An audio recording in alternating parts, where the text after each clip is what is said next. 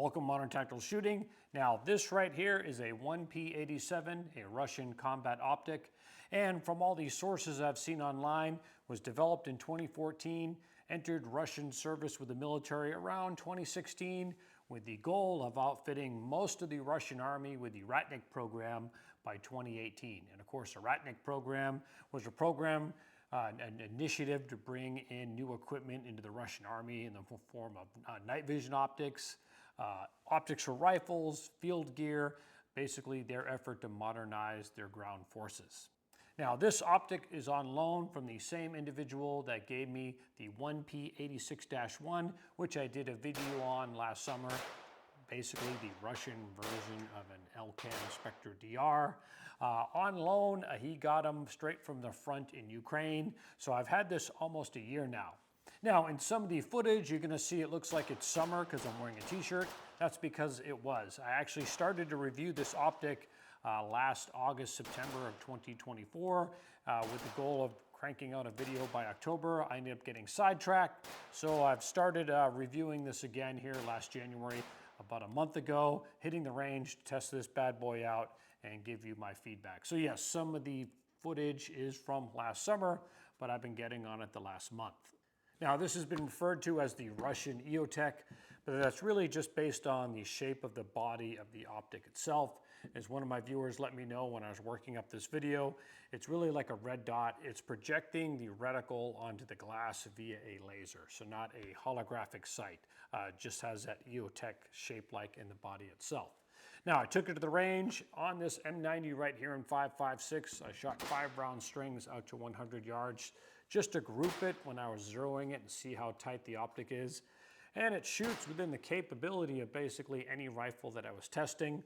On my M90, I shot just over 2.5-inch groups in 5-round strings using 55 grain ammo, just to see if I can get a little bit tighter and make sure the optic could really shoot tighter. I stuck it on one of my AR-15s and I was able to shoot a little bit tighter.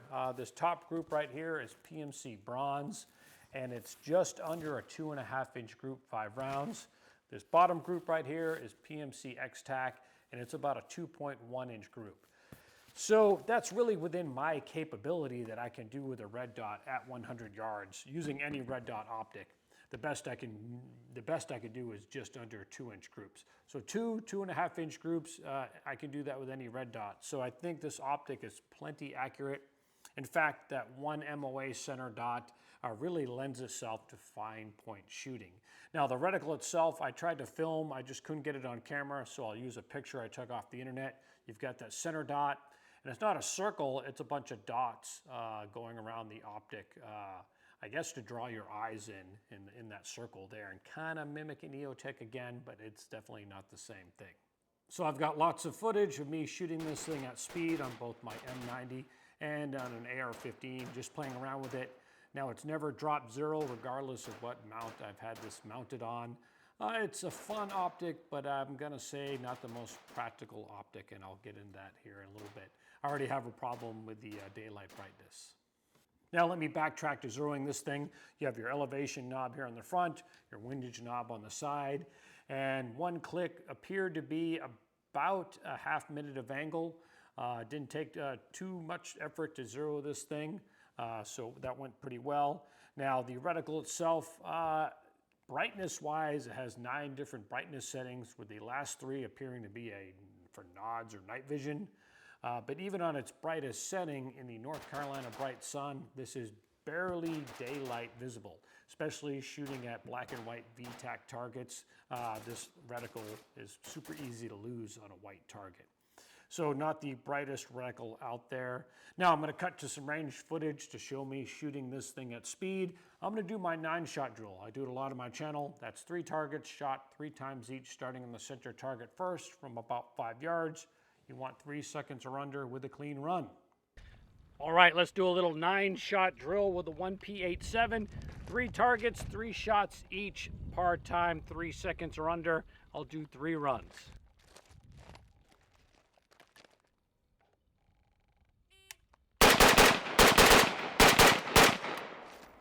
I got some trigger stutter there, but I just barely made it, a 299.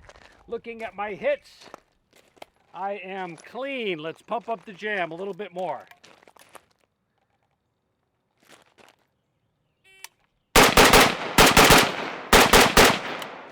Still a little bit of trigger stutter. Super bright out here. This is on the brightest setting. I can barely see the reticle. That was a 307, so I gotta pump it up. Let me do one more, and I've got 1C on the right, so looks like I just completely blew that run. Let's do one more. All right, I had to reload my mag. Let's do third run. So far, I've got 2 C's out of those out of that second run. Let's do a third run, see if I can shoot it clean and for time.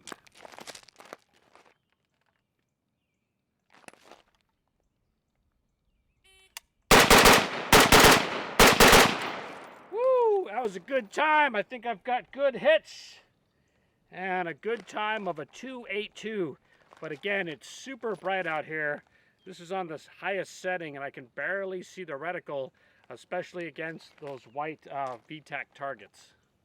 Now, battery life on this optic is actually pretty dismal. I found this online article where the published battery life, when you have it left on a medium setting, is 100 hours, and that's probably about right.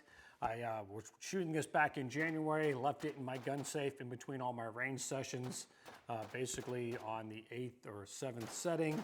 And it lasted about a month and a half. I pulled it out to do this video right here, and this is dead as a doornail. So it got about a month and a half with it being continuously left on. So not the greatest battery life either. The published data is about 100 hours, and that seems right. So as far as operational use in the Russian army, if you go back to 2022 with the invasion of Ukraine, a lot of people have reported on seeing a lot of 1P87s in use with Russian commandos and on Russian soldiers' rifles. I have some photos right here from various sources. So yes, these indeed saw a lot of use in combat, but it looks like in the first year of the war in Ukraine, these have all dried up and they've run out. Because if you looked at photos of Russian troops in the last year or so, they're all just running iron sights. So it seems these were not issued army-wide, or they've only had so many, and they've already exhausted their 1P87s, and they're just all rocking iron sights. Now, it does look like just before the war in Ukraine kicked off, there was an updated version of the 1P87. If you look at this photo right here, the one on the left looks like it has an extra cover around the hood. The hood and lens have slightly a different shape to it, and the elevation knob seems to be a little bit longer. So I don't know if it was a Gen 2 version or it might be a civilian version that they're about to offer, but it does look like there was an updated version of the 1P87. I have not seen any photos of this updated version being used in combat at all, so I don't know if it ever made it in service with the Russian army. And as far as trying to find these, this one's on loan. Again, it came straight from the front in Ukraine. But looking around on eBay, you can find these anywhere between $1,300 all the way up to $1,800. And there are, I believe, 2 different companies that make clone 1P87s that sell for around $300 if you want a clone. Now, what do I think overall of this optic itself? The very short battery life doesn't really bother me. The barely daylight bright does bother me. And for 2014 technology, you might say, well, that's not too bad. But if we look at my 1990s Israeli Elbit Falcon right here on my Tavor, this is plenty daylight bright. In fact, this has variable power brightness, so it adjusts to the surrounding light. This is a way better optic.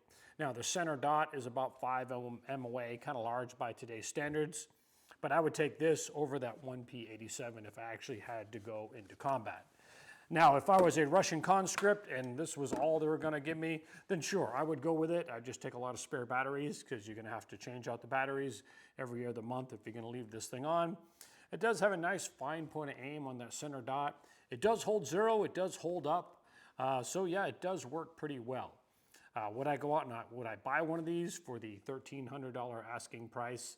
Maybe if I was a hardcore collector and I really wanted to build that Alpha AK clone. But as far as being a practical optic, I think your money could be better well spent. Again, unless you're a hardcore collector and you really want one, then sure.